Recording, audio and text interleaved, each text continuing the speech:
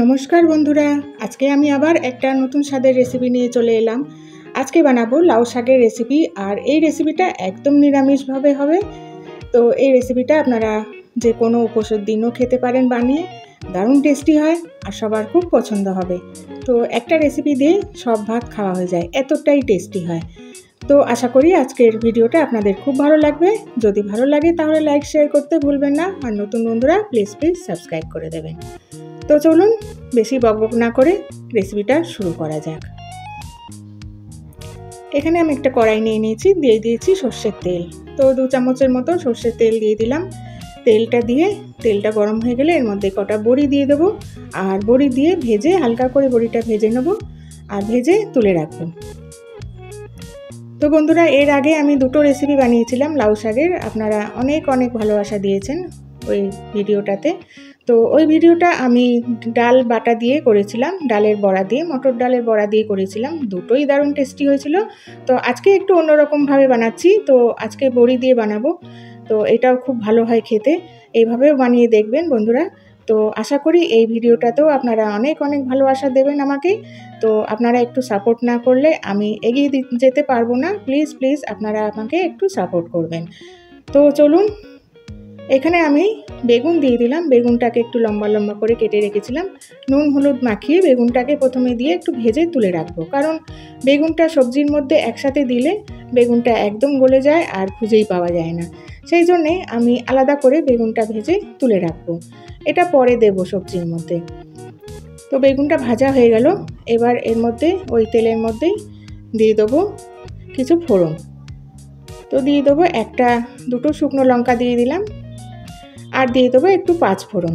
তো এই সবজিটাতে একটু 5 ফোড়ন দিলে খেতে সুন্দর হয় আর সুন্দর গন্ধ বেরোয়। তো 5 ফোড়নের গন্ধটা এমনিতেও খুব সুন্দর লাগে। তো যে কোনো 5 মিশালি সবজিতে 5 ফোড়ন দিয়ে বানিয়ে দেখবেন, দারুণ টেস্টি হয় খেতে।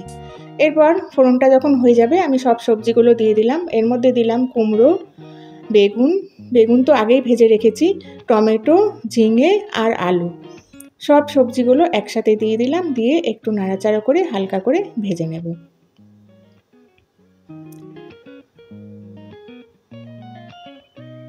তো দেখুন সবজিগুলো আমি একটু নাড়াচাড়া করে নিচ্ছি। তো সবজিগুলো হালকা করে ভেজে নেওয়ার পর এর মধ্যে দিয়ে দেবো স্বাদ মতো নুন, আর দিয়ে দেবো হলুদ গুঁড়ো। তো ব্যাস, এখন আর কিছুই দেব না। নুন আর হলুদ গুঁড়োটা দিয়ে একটুখানি নাড়াচাড়া করে নেব।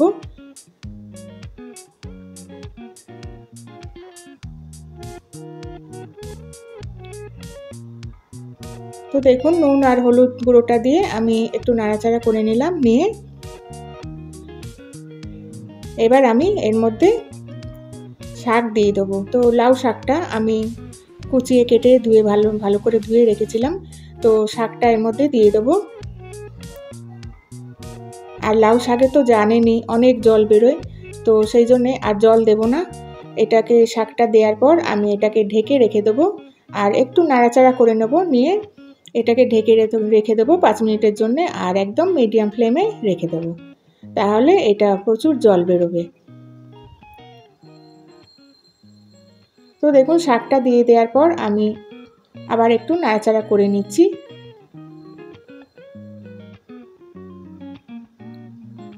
তো হালকা করে একটু নাড়াচাড়া করে নেওয়ার পর এটা আমি ঢেকে রেখে দেবো 5 মিনিটের জন্য।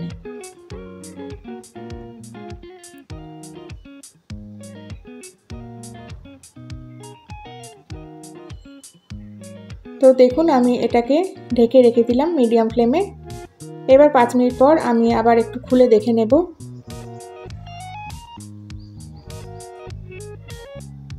তো দেখুন কতটা জল বেরিয়েছে। আবার একটু ভালোভাবে একটু নাড়াচাড়া করে নিচ্ছি। তো বন্ধুরা, এইভাবে একবার বানিয়ে খেয়ে দেখবেন, দারুণ টেস্টি হয় খেতে।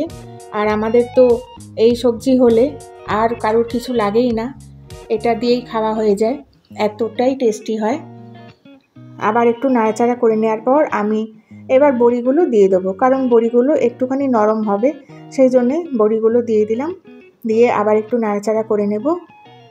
নিয়ে আবার একটু ঢাকা দিয়ে রেখে দেব। যাতে সবজিটা একটু সেদ্ধ হয় আর জলটাও শুকিয়ে যায়।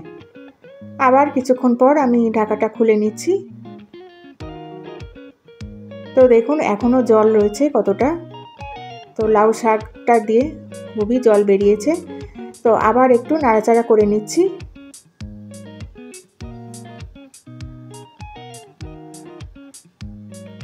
এবার একটু নাড়াচাড়া করে নেওয়ার পর এর মধ্যে দিয়ে দিলাম চিনি। তো লাউ শাক বলে কথা, একটু মিষ্টি তো দিতেই হবে। একটু মিষ্টি দেওয়ার পর আবার একটু নাড়াচাড়া করে নিলাম। এবার সবজিটা অনেকটাই হয়ে এসছে, আলুটাও সেদ্ধ হয়ে গেছে। তো এখানে আমি বড় চামচের 3 চামচ পোস্ত বেটে রেখেছিলাম, 2টো কাঁচা লঙ্কা দিয়ে পোস্তটা বেটে রেখেছিলাম। ওই পোস্তটা আমি দিয়ে দিলাম আর দিয়ে একটুখানি নাড়াচাড়া করে নেব। তো বন্ধুরা এইভাবে বানিয়ে দেখবেন, দারুণ খেতে হয়। তো আপনারা বানিয়ে খেয়ে দেখবেন আর আমাকে কমেন্টস করে জানাবেন যে আপনাদের কেমন লাগলো। তো এই রেসিপিটা হলে আর কিছুই লাগে না। এরপর দেখুন আমি বেগুনটা যে ভেজে রেখেছিলাম বেগুনটাও দিয়ে দিলাম। বেগুনটা দিয়ে আবার একটু নাড়াচাড়া করে নেব। তো এইভাবে বেগুনটা পরে ভেজে দিলে বেগুনটা পাওয়া যায় খুঁজে, না হলে তো আর সবজির সঙ্গে প্রথমেই যদি আমি সবজির সঙ্গে দিয়ে দিতাম তাহলে আর খুঁজেই পাওয়া যেত না।